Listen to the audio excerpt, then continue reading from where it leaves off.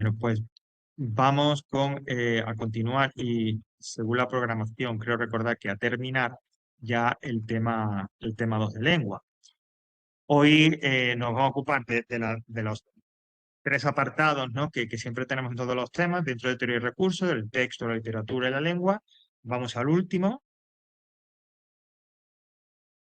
Y ahí, en ese apartado, tenemos los dos contenidos que vamos a estudiar hoy. Primero, nos vamos a centrar en el sustantivo, ¿vale? Mira, a partir de este tema, del tema 2 y casi que diría que hasta final de curso, en cada uno de los temas que vayamos viendo de lengua, vamos a ir estudiando una de las categorías gramaticales que ya introdujimos en el tema 2. Es decir, cada uno de los tipos de palabras que ya vimos en aquel cuadro, en aquella tabla, todos juntos, lo vamos a ir estudiando con más detalle, con más detenimiento en cada uno de los temas. Y en este tema 2 vamos a empezar con el sustantivo que, bueno, junto con el verbo, por establecer, digamos así, un ranking, ¿no? Bueno, que aunque es un poco para muchos académicos y para muchos profesores de lengua y demás, es como que no se puede hacer eso, pero bueno, vamos a empezar, como digo, con una de las categorías, el sustantivo, que junto con el verbo son como los pilares de la lengua, ¿no? Lo que vamos a hacer con el sustantivo, lo que haremos con todos y cada una de esas categorías gramaticales, de esos tipos de palabras, en cada una de las unidades o temas que vayamos viendo, ¿no? Volveremos a definirlo y sobre todo hablaremos un poco de sus características. Y haremos como una subclasificación, ¿no? En torno, de acuerdo a esas características, de acuerdo a esos elementos que expresan o los significados, clasificaremos dentro de esa categoría general de cada uno de los tipos de palabras, haremos como una subclasificación, ¿vale? Todo encaminado, que lo comentaremos ahora después, a el ejercicio en el que habrá que analizar cada uno de los tipos de palabras que vayamos a estudiar. Pero bueno, vamos entonces a empezar. Como siempre ocurre en lengua, pues nada, bajamos al final del todo y buscamos el archivo de teoría, que en este caso es tema 2 en 1 lengua. Bueno, este ya lo utilizamos hace poco cuando hablamos de los sinónimos, etcétera. Bajamos un poco más.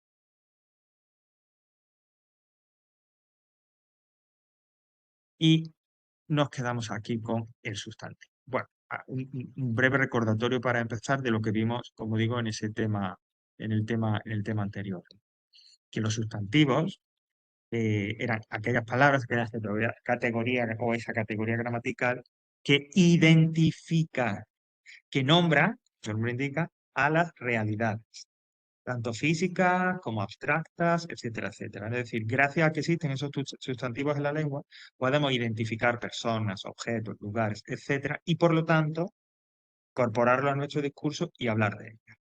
Por eso son tan importantes, ¿no? Porque, claro, si no existiera esta categoría gramatical en la lengua, como digo, pues no podríamos hablar de nada, ¿vale? Por lo tanto, el sustantivo era, como digo, el que identifica realidades, el que identifica lugares, personas, objetos o elementos abstractos. Pensamientos, ideas, sentimientos, etcétera, etcétera.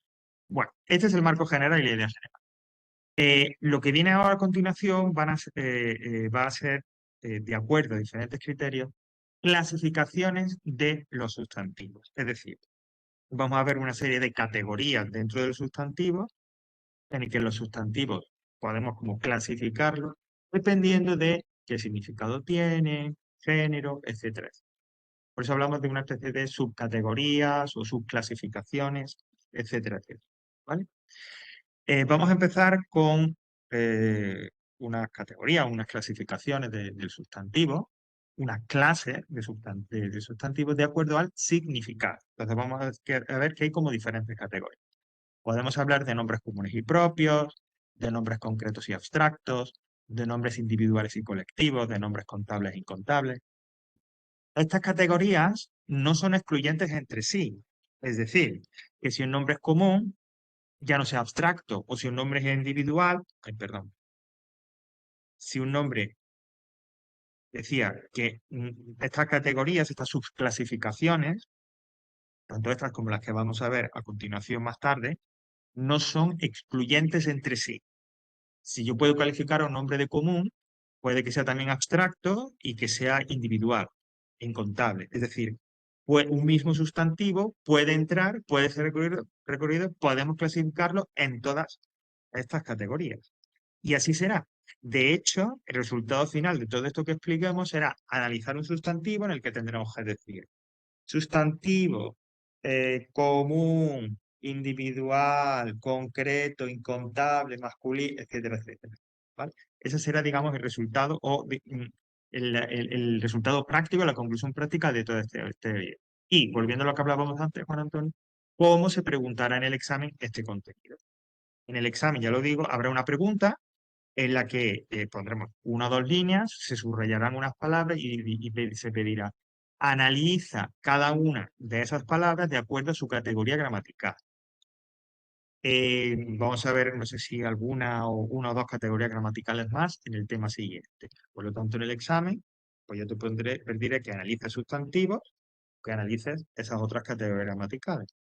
Y tú lo que tendrás que hacer es, como luego veremos que también se pide en el ejercicio obligatorio,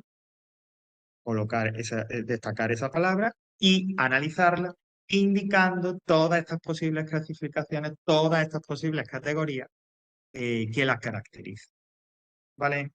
Bueno, vamos a ir viendo cada una de ellas y demás. Hemos dicho que según el significado hay diferentes categorías, diferentes subclasificaciones en las que podemos incluir a los sustantivos. La primera es que un sustantivo puede ser común o propio. Una u otra. Eh, Eso sí, no puede ser común propio. Común o propio, una de las dos. Normalmente denominamos o hablamos de nombres comunes cuando hablamos de aquellos sustantivos, como se indica ahí, que designan a los seres o a los elementos que pertenecen a una misma categoría, a una misma clase. Por ejemplo, ciudad, como dice ahí, o río, o alumno, son nombres comunes. ¿Por qué? Porque no identifican a nadie en concreto, identifican a todo el mundo.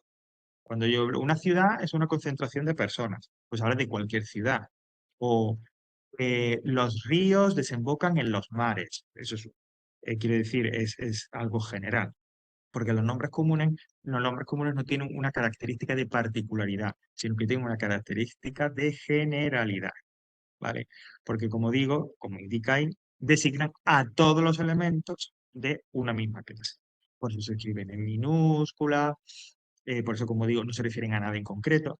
Frente a ellos, frente a los nombres comunes, están los nombres propios, que son aquellos que sí que particularizan, que sí que individualizan, identifican a algo, a alguien, un lugar en concreto, dentro de una clase específica. Estos nombres propios, cuando decimos, por ejemplo, Barcelona, Barcelona pertenecería a dentro de la categoría, dentro de la clase de ciudades. Ya no hablo de una ciudad en general, hablo de una en concreto, por lo tanto es un nombre propio. O si digo Antonio, dentro de la categoría de nombres de personas. En este caso ya no sería un nombre común, ya no sería algo en general, sino que sería algo en concreto, es una persona en concreto. Esos son los nombres propios, los que particularizan de alguna manera, los que identifican a un elemento concreto, una persona en concreto, un lugar en concreto, un tiempo en concreto, etcétera, identifican, como digo, un elemento concreto dentro de una categoría de sustantivos. Podemos hablar de nombres propios antropónimos cuando son nombres propios referidos a personas, como Antonio. Y podemos hablar de nombres propios topónimos cuando se refieren a nombres de lugares, lugares geográficos. ¿Vale? Por lo tanto, los nombres, de acuerdo a lo particular o lo general, pueden ser o comunes o propios, o uno u otro. La siguiente categoría serían concretos y abstractos, es decir, un nombre o es concreto o es abstracto.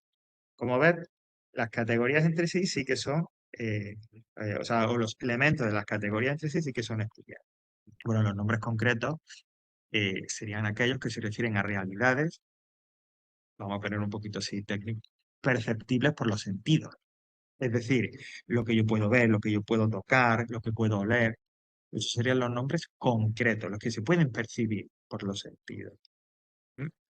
Los que pues yo tengo una experiencia directa de ellas, ¿no?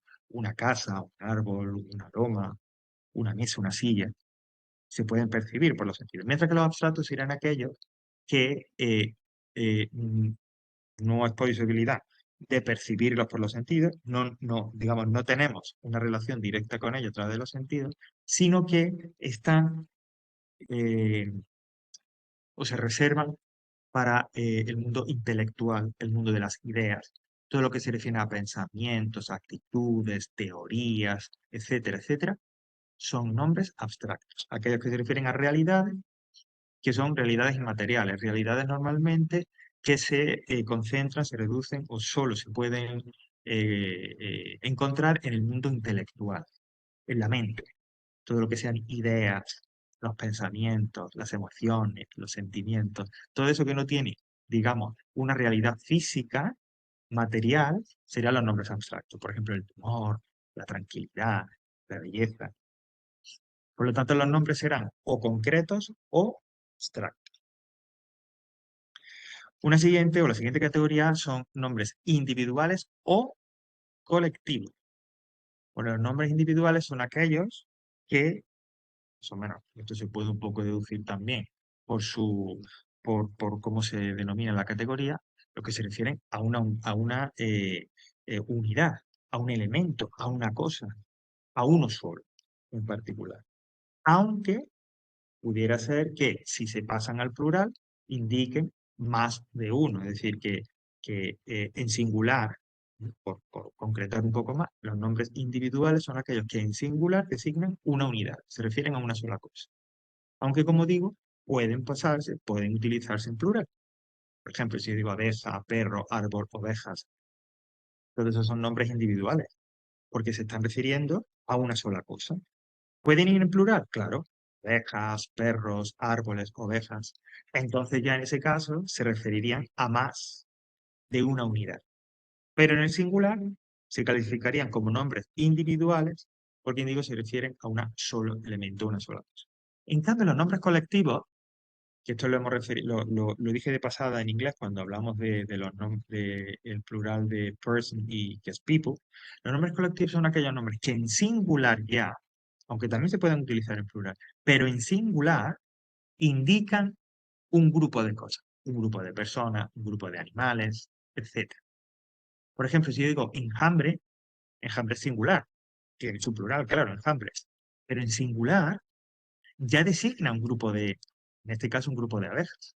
Por lo tanto, es un nombre colectivo. Insisto, nombres que ya en singular designan un grupo de cosas. Es decir, su significado, aunque gramaticalmente se expresan en singular, su significado es plural. O, por ejemplo, jauría. Jauría es un conjunto de perros. Es singular, jauría, pero se refiere a un grupo, en este caso también de animales, ¿no? O, por ejemplo, equipo. Equipo sería también un nombre colectivo. ¿Por qué? Porque en singular se refiere a un conjunto, a un grupo en este caso, de personas. ¿Vale? Por lo tanto, nombres individuales o nombres colectivos.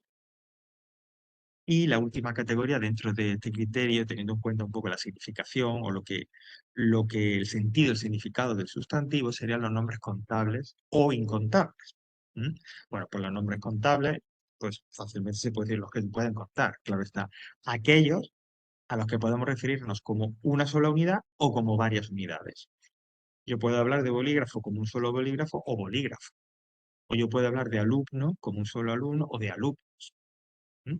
Es decir, elementos de cualquier tipo a los que nos podemos referir como una sola unidad, podemos hablar de ellos como una sola unidad o como varias unidades.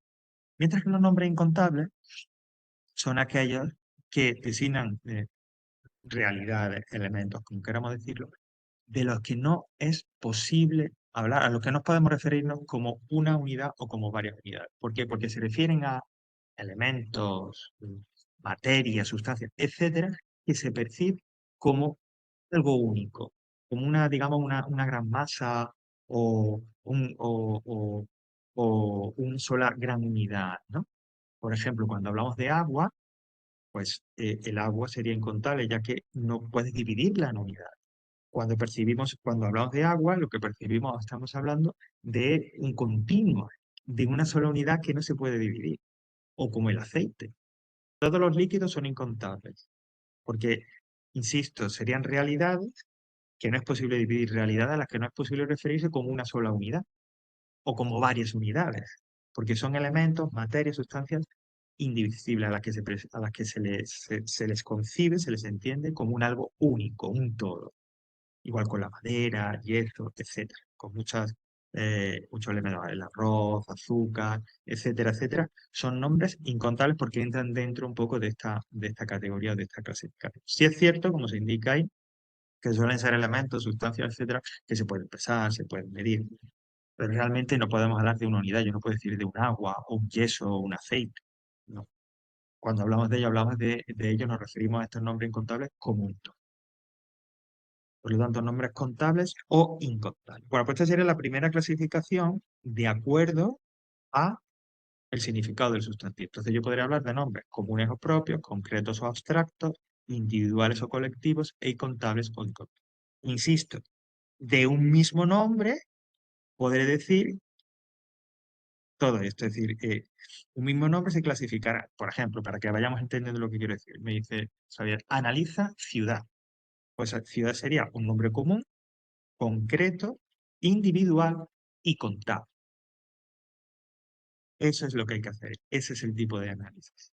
Y como ves, las cuatro categorías no son excluyentes entre sí, sino que se complementan. ¿Vale? Bueno, esto no es lo único que hay que decir algo más, ¿no?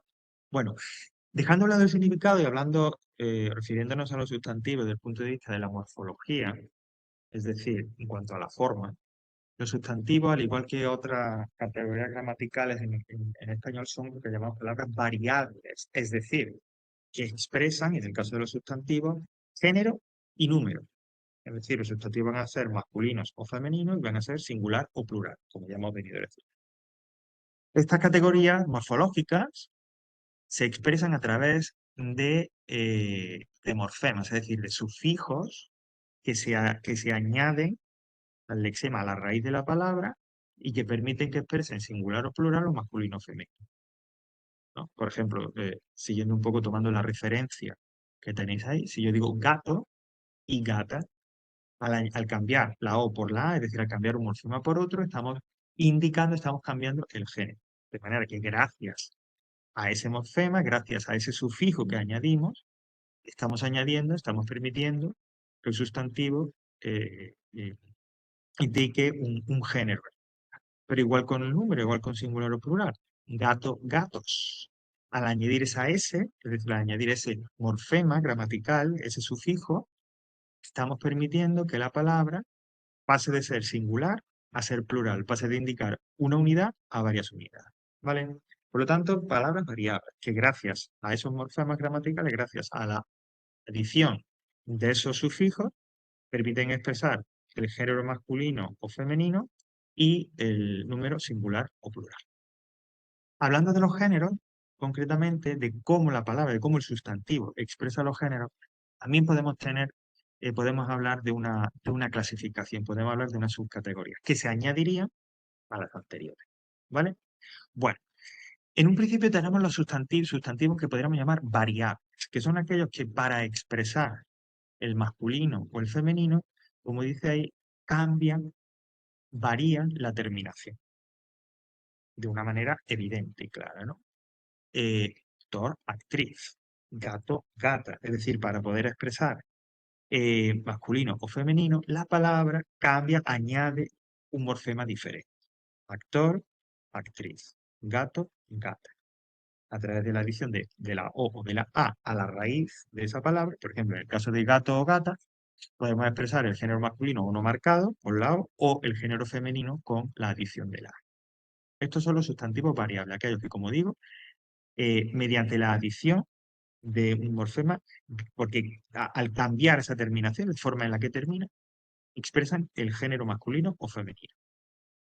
Luego tenemos los llamados nombres comunes, que son aquellos sustantivos, estamos hablando de nombres comunes de acuerdo al género, que son aquellos, como digo, nombres o sustantivos que tienen una única forma para expresar el masculino o el femenino, y la única manera de saber si en ese momento hablamos del masculino o el femenino es colocando delante el artículo el o el artículo la.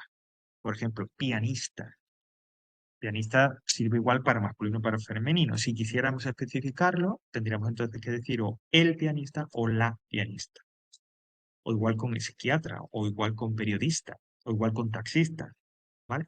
Es decir, son sustantivos que con una única forma, para saber si es masculino o femenino, para yo, si quiero diferenciar el género, solo lo puedo hacer mediante la colocación delante del sustantivo de un artículo determinado. Luego tendremos los llamados sustantivos ambiguos, que son aquellos que por diferentes razones, a veces razones del lugar en el que se utilizan, geográficas, por razones literarias, etcétera, la lengua no ha fijado el género. Es decir, no hay un acuerdo entre los hablantes, no nos hemos puesto de acuerdo, digamos, y ambos géneros son aceptables. A veces hay variaciones, como digo, de lugar, ¿no? Y hay zonas en las que se prefiere un género, en el que esa palabra ambigua se utiliza con un género, y otras zonas en las que se utiliza con otro género. O, por ejemplo, o registro.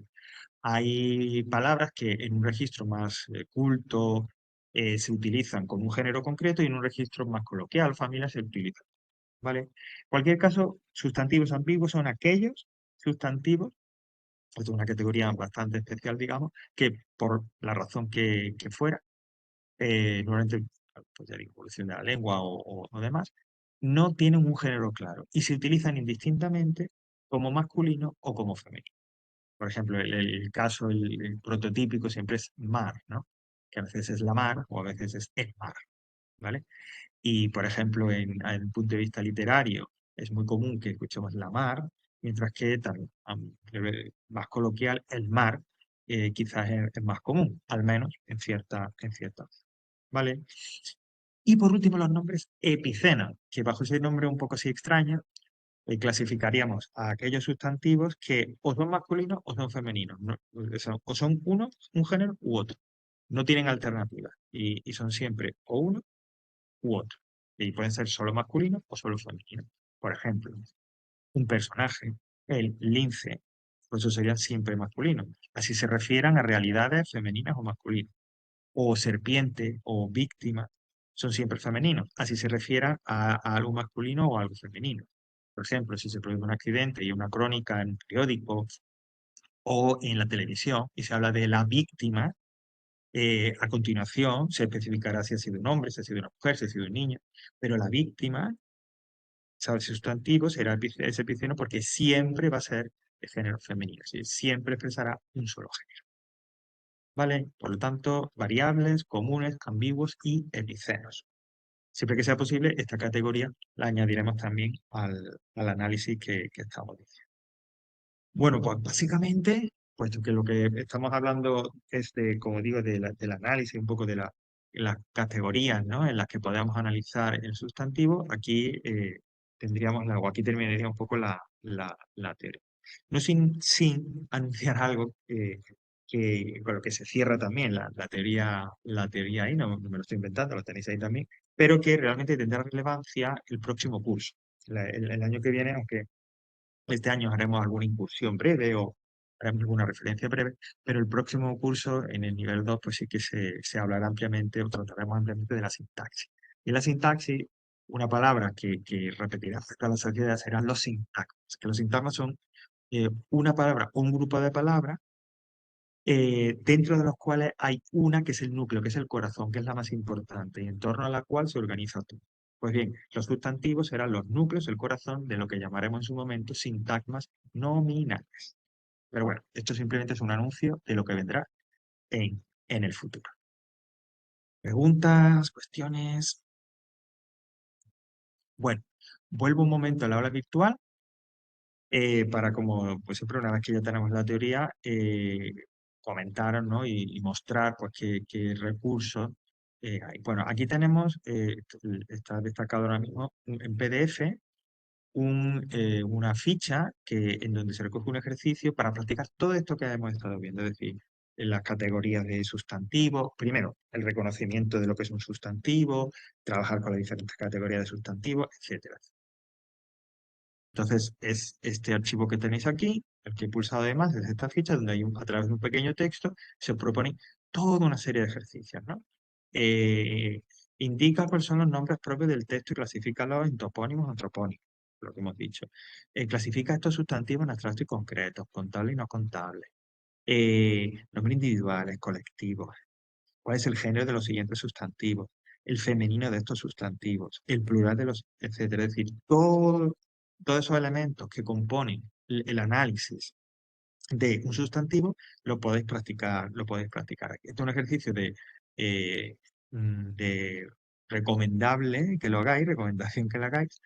Y si lo hacéis y demás, podéis enviármelo para que yo lo vea, lo corrija ¿vale? Pero yo digo, a través de este ejercicio podéis practicar y tener un montón de ejemplos de todas esas categorías que hemos estado estudiando del sustantivo, ¿vale?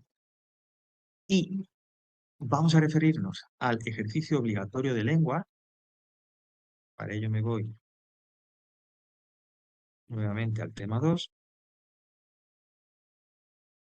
Bueno, si me deja la aula virtual. Dentro del tema 2 me voy a la parte de ejercicios obligatorios y bueno, primero ya lo comentamos, que era las funciones del lenguaje, y el siguiente dice tarea obligatoria de. Bueno, aquí se recogen varios ejercicios. El primer ejercicio está relacionado con lo que ya hemos hablado de los diccionarios, etcétera. Y el segundo, ¿eh? Este es, digamos, el que se relaciona directamente con lo que acabamos de ver de los sustantivos, ¿vale? Y, bueno, Antonio, tú que preguntabas antes sobre el examen, sí es como te lo voy a preguntar en el examen. Es decir, cuando aparezca, porque va a aparecer, o sea, no es que si apareciera o no en el examen, va a haber una pregunta para analizar tipos de palabras. Y entonces, cuando aparezca esa pregunta y tú tengas que analizar un sustantivo, tendrás que hacerlo así, recorriendo, indicando todas las categorías posibles, ¿no? Por ejemplo, y eso es lo que hay que hacer en este ejercicio. Dice, analiza morfológicamente los siguientes sustantivos. Indica el género, el número y el tipo de sustantivo según el significado y el género, que es todo lo que hemos estudiado. Entonces, por ejemplo, de casa se puede decir que es un sustantivo femenino, que es singular, que es común, concreto, individual, contable y epiceno. El primero es femenino, que es la casa, singular porque es una sola, común, porque no se refiere a nada en concreto, es general. Es concreto porque se percibe por los sentidos. Es individual, porque en singular se refiere a una sola cosa. Contable, porque puedo hablar en unidades o sea, me refiero a él en una sola unidad o en varias unidades. Y epiceno, porque solo tiene un género que es el femenino, no tiene una contrapartida, no tiene una versión masculina, no existe el caso. ¿Vale? Pues eso es lo que hay que hacer. Todo lo que hemos estudiado se resume en eso. Lógicamente, para poder hacer este análisis de demás, lógicamente, pues hay que conocer brevemente un poco lo que acabamos de ver, ¿no? Pero por hacer un ejemplo, Nuria, bueno, pues Nuria sería un sustantivo, sería femenino, sería singular, sería propio, concreto, individual, contable y ¿es posible decir epiceno? Bueno, sí, porque realmente se refiere al femenino. Igual, es singular, es un sustantivo, es femenino, como estamos diciendo. Es singular porque hablo de una sola persona, Nuria. Es propio, porque se refiere a alguien en concreto. De hecho, no solo podemos decir que es nombre propio, sino que también es un antropónimo, porque es un nombre de persona. Hemos dicho en la teoría que los nombres propios pueden ser antropónimos o topónimos.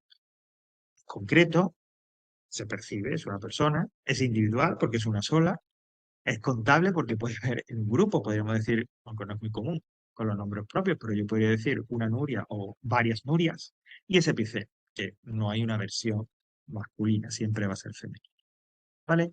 Pues eso es lo que hay que hacer con el resto de sustantivos, reflexión, rebaño, aguas futbolistas y caracol. Y así como digo, será como lo veremos y cómo se planteará en el. ¿Vale?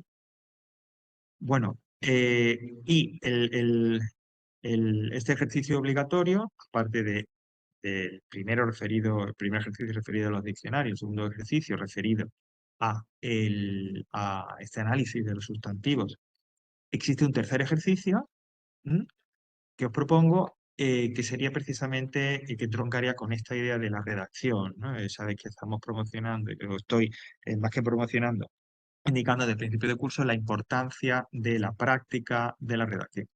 En el examen va a haber una de las preguntas, va a ser siempre un pequeño texto, una redacción, ¿vale? Estamos intentando practicarlo de alguna manera.